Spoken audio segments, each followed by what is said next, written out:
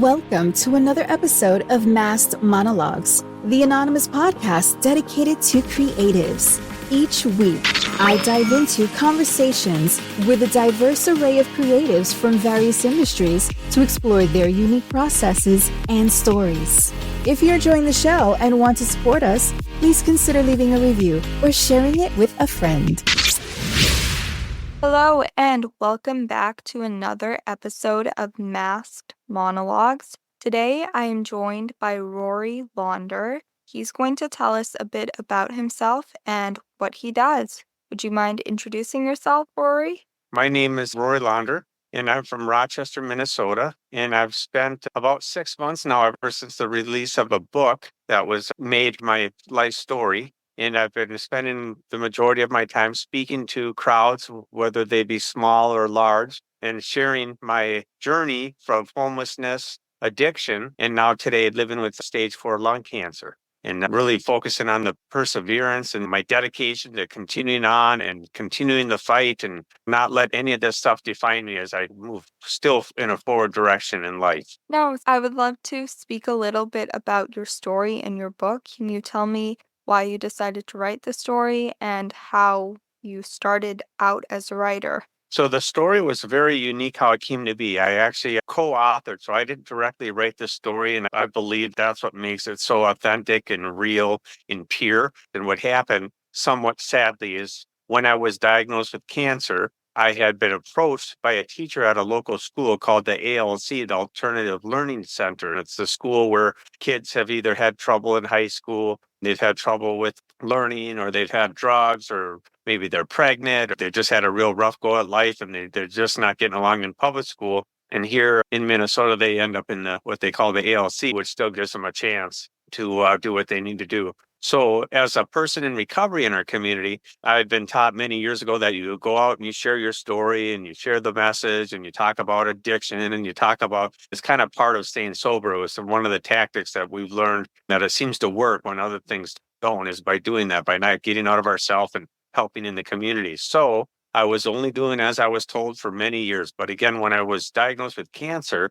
this specific teacher, Swita Patel, who was a teacher at the local ALC in our community and where she had been for 13 years, got a hold of me and said, Rory, you've been coming in our school for 5, 6 years speaking, and we're just floored on how these kids respond to your story, that you came to Rochester homeless, living in the streets with no family. I actually ended up purchasing that same laundromat 13 years later and turning it into $1 million business. So as I spent 5 years going in the schools and telling the kids about this, they would look at me and they'd think, oh my God, this guy did this. It's got to be BS. And they'd see my name on the big bulletin board outside the business. And they're like, oh my God. And I think the depth of it was they couldn't argue with it. Here's a guy in front of them that's real. That's not college graduate or a person that's educated in this field, which I'm grateful for, but I'm a real live person that lived in the streets, homeless, hopeless, and I turned my life around. And so it inspired these kids. It lifted them up. It gave them hope and gleams in their eyes. And this teacher, the Swita Patel, she'd call me and she'd send me emails and messages. And she said, Rory, these kids are reacting. They're responding to what you say. One kid, James, he's been here 2 years. He's never lifted up a pencil. One time. And the last time he came to speak and left, he filled out the whole sheet about what they got out of my little speaking and how they could relate and this and that. There's, a little small sheet with 4 questions. And she was all excited. She said, James filled out the whole sheet. We've never seen him pick up a pencil. And she said, I think there's something to your story. There's something to it. And again, when I got diagnosed with cancer, she said, you know what? I think I'm supposed to write your story. I think she was being very kind. But I think inside she thought, hey, he might die here soon. And I want to get what I can because we can use this to continue to help these kids. It's unbelievable what happened. I have to almost stay humble to just realize what happened. So in the last 5 months, she wrote this story, my story of my life, my homelessness, my fight with addiction, how I deal with cancer today. And she made it into a book. She wasn't sure how she's going to do it. And what she found as she spent about 2.5 years meeting me every Saturday,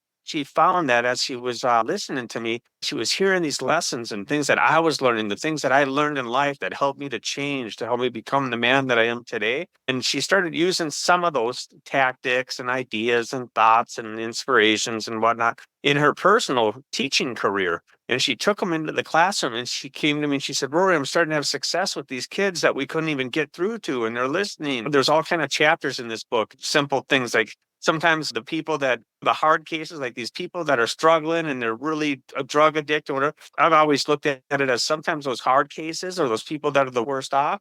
The way I've grown now to understand it is that I think those people need the most help. And those people need the most love. That's not the ones that we should be giving up on. Like those people need it the most. Little lessons about trying to learn to walk with our head up and not, we start to carry the baggage of life and all our sins and problems and bad choices and stuff we do. And we start to walk hunched over and we're embarrassed and ashamed. And then we get this mentality in our head, and especially our younger generation, the high schools, of I can't, and I won't, and I never will. And I would tell the teachers, you bring them to my business and you give me 20 minutes. And at one point they did, they started bringing them right to my business, to my showroom on 3 occasions specifically, I can tell you. And I sat with these kids and I'd tell them with all my heart what I went through in my life. And sometimes they'd show emotion, some they wouldn't, but something would happen in those couple minutes. And maybe it was a moment of clarity. Maybe it was a spot of inspiration. Maybe I was just a guy that they couldn't argue with. So they listened and they'd go about their day. And many of these kids today, I see them 4, 5, 6, 7, 8 years later,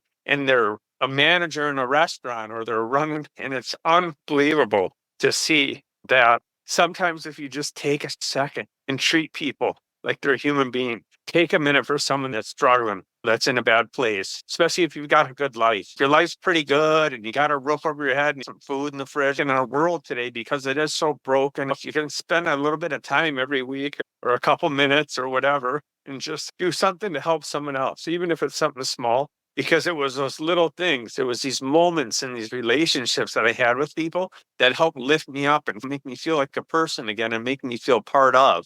And it changed my life. I didn't have to stay going down that same road, doing the same stuff that I'd done for so many years. I had a addiction to cocaine, crack cocaine, and I chased that addiction for 17 years. For 17 years, I lived in and out of shelters and in the streets and homeless and never maintained a job, never maintained a relationship with another human being for any long period of time. It was a hard way to live. And so many times people have asked me, some of the places I speak, I've been fortunate to be in events now in the last few months where there's sometimes 4, 5, 6, 700 people, huge events. And I never dreamed of any of this. This was never part of the plan. We never had an agenda. We figure we're going to write this book and maybe we can help more kids in the schools. And now it's sold in 5 countries. It's actually sold in your country, in Canada. We've sold a couple books in Canada because we see it on Amazon, and we've sold on Kindle. It came out on audiobook 2 weeks ago.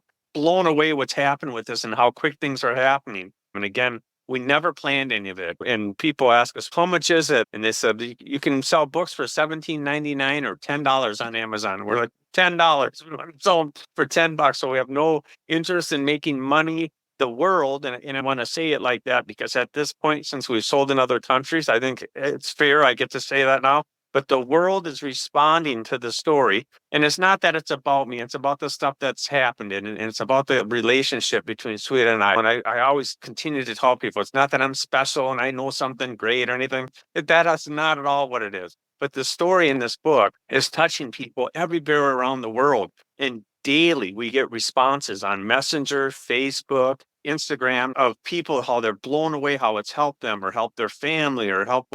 I want to ask now, so you said you were someone who started off homeless, you were in homeless shelters, and you were addicted to cocaine for 17 years. I want to know if someone else is in a position that's similar to yours, or maybe it's not identical, maybe they're not addicted to cocaine, maybe it's not alcohol addiction. Let's say maybe they're pregnant, or maybe they're in some other compromised situation where they're just feeling down in the dumps. How do you change your life and completely turn your life around so that you can be the person that you've always wanted to be, the person that you've dreamt of being? What did you do in your life? Because as someone who's addicted to cocaine on the streets to creating a $1 million business, there is a big jump there. There's a leap. And I'm wondering if it was more gradual steps that you took every day to get a bit better, or if you had this one life-changing moment, you had an epiphany where you thought, you know what, I'm going to change everything. How did it work for you? For me, it was over time. I had to stub my toe and trip over the curb and make mistakes and continue. The biggest thing for me, and it's a very simple answer for me, others may differ. I got miserable enough. It got bad enough, and I had enough pain for so long. It wasn't one certain moment, like you said, epiphany. I did fall on the floor in tears and crumbling. And I remember being on my knees down in the county jail and crying and weeping. And it's just like, I can't do this anymore. And I almost felt almost like giving up because I felt I either got to do something different or I can't do this anymore. It was over time, but I had these people, and that's the biggest thing. I think when we try and go about and do life on our own, in my experience, it doesn't always go well. The thing is to find someone or some person or something that you can connect with. And eventually, sometimes they'll become a mentor or whatnot, but someone that's relatable. And that's where I think my story can be relatable just because of the simple things, like you said. It's not whether it's cocaine or it could be pregnancy, alcohol, whatever, but it's about the misery. It's about being alone. It's about the addiction. It's about the insanity of the cycle of get up, to get more drugs, to do this, or being someone that's a young teen that's pregnant and fearful and doesn't know what they can do and they feel alone and maybe they don't have a good relationship with their parents and they don't know what to do. And finding, I think, another woman or finding a person here in the US, there's tons of places in our community, especially in Rochester, Minnesota. There's the Family Service of Rochester. There's the Landing. There's all kind of county help. There's so many different little places and meetings and recovery places that finding those mentorships and finding those relationships with other people that are safe and healthy that can help you. And that's the thing. Try something different because I think in any vicious cycle, it gets when we get in that circle of some type of a cycle, it's hard to break free of that because we get comfortable. Believe it or not, I think even with the addict or the alcoholic, they actually get comfortable with it. So over time, it's not, oh, I feel uncomfortable. You become numb to it. And then I think it's where it becomes the disease where it's repetition. You get up to work to get a little bit of money, to get more drugs or alcohol, to go run home and drink it and hide. And then you're stuck in this cycle. The business, when you ask second part being, how was I able to come from homelessness and living in the streets with no family? I got to share that with you. My family had died in my early 20s. So here I was, almost a 40-year-old man. So I had no family, no mother, no father, no brother, no best friend, no grandpa. All had passed away. But what I did is that I speak really strongly on this one. So people say, how were you able to start $1 million business? And I said, you know what? I took my skills, my abilities, my hustle, in a sense, even sometimes the scamming and all of the stuff that I did to get high in my addiction. That's the thing. Addicts and alcoholics and people that come from where I come from, they're the strongest, most go-getter, able to delegate, able to organize, to maintain a drug or alcohol addiction and hide it, do this and give money and manage money and do all this. There's a bunch of skill involved. There literally is. And to maintain a drug addiction like that for a while, I took a lot of my energy and my abilities that I used in my addiction and I applied them to something positive in this world. I found that I loved construction. I loved working on homes. I like taking old crappy homes and making them beautiful. And I put all my energy into that. The energy that I spent, people tell you stories. I drank or I was doing methamphetamines for 13 days straight and didn't sleep. We get out in the world and we work 4 days a week and that's all I'm going to ever do and nothing more. Yet when we were addicts, we were putting in 70 hours a week, chasing drugs, hustling for money, doing all this. So we've shown that we have all of these abilities. And once I could figure out how to take those abilities and put them into something right and positive, something that's going to benefit society, something that's an asset to this world instead of being a defect and seeing what I can take out of life and instead try and contribute, my complete life changed. I was speaking at a place yesterday and I said, one of my dreams was to be a part of the community and see if I could do something nice before or close after I was diagnosed with cancer. I'd made the decision to sell my business because I didn't think I would be here much longer. Stage 4 lung cancer is usually a pretty bad deal. And non-small cell carcinoma, and it had spread all through my body. It was 4 different tumors. My doctors, they never gave me a date, but you could tell that when the more you look on your phone and go online, it's tops, I have 2 to 3 years. So I sold my business. And people asked me, did you regret selling your business? And I said, I don't. I didn't know that I'd still be here. So the miracle for me today is I'm 4 years now since I was diagnosed. April 24th of 2020, I was diagnosed with stage 4 lung cancer. And here I am over 4 years later. My health continues. I continue to have clear scans. And so I try and give back. My dream was I wanted to be part of the community. So I wanted to sponsor things and do stuff. My final year of owning my business, I had race cars that raced on dirt tracks that had my logo on the side of their cars. I had hockey teams, t-ball, baseball, soccer, everything you can imagine in our community. I sponsored the police benevolent, the sheriff's country. So here I was, this guy that was homeless in our community that came here with nothing, that got loved by this community, got lifted up, got put in treatment. They fed me, they gave me clothes. And now here I'm giving back 13 years later, when I owned my business, I'm sponsoring all the events and all this stuff. The same guy that stood in front of the gas station asking people for $1 when they come out, hey, do you have some change? Let me get $1, trying to get money off them. And then my name's up on bulletin boards. I tell people, like, I can't make this shit up. This is unbelievable. You can change. And you don't have to live stuck in the rut of whatever it is you're going through. If you have faith, you got to believe in yourself. You can change. And whatever happened in your past, people carry that with them. They can tell when you talk to people and you look in their eyes, you can see the pain in their eyes. I can see the damage or the scarring in their eyes. I like to look at people and tell them, you don't have to let that define you. And you can decide how the story ends. There's time left. And someone once boldly looked at me and said, Rory, you have time left. What are you going to do with it? And the guy was really harsh with me. This is the time you got to quit talking about the past. What are you going to do today? And he'd always knock me into shape a little bit. And I'm very grateful for that person. How would you, looking back, prevent yourself from going down that road? This is advice for, I know a lot of young men, a lot of young adolescent boys usually tend to go to drugs, whether they're in a state of crisis, and some are even suicidal. How do you prevent yourself from going down that path? And looking back, what would be some things that you might have changed? I think if someone that I seriously knew and trusted had looked me in the eye and said how bad it was, the problem was, and I'm just being honest here, is that nobody did. Now you hear about fentanyl overdoses in these high schools. They're burying 6, 7 kids a year, and all the kids are hearing about it. When I started out in 1973, 84, 85, you weren't hearing about that happening. It wasn't, and so I wasn't as intimidated or whatever. Adults were doing cocaine and people were taking a hit of acid. You heard maybe someone had a bad trip, but they hung with them and then they got through it. But I didn't hear about that. To answer your question, in this day and age, it's about letting people know that, hey, putting fentanyl in cocaine, methamphetamines, they're putting it in everything. Now someone said they're putting it on weed. So all it takes is 1 second on one day. Then you could be just maybe taking a hit off a joint or doing something, but you don't know where you're getting. Do you know where you're buying it? Do you know who that person is?